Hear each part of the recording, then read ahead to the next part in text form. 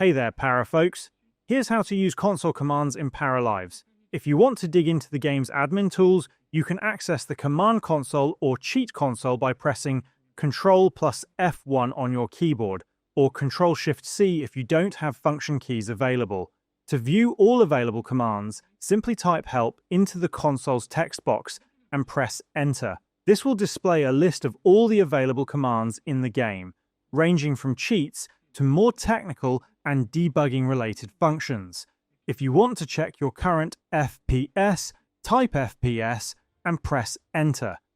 You can also benchmark the game's performance on your PC by entering benchmark FPS. This command will display performance statistics and other useful details about how the game is running on your system. There are many different commands available for you to experiment with, whether you're adjusting settings, testing game mechanics, or creating custom scenarios using cheats.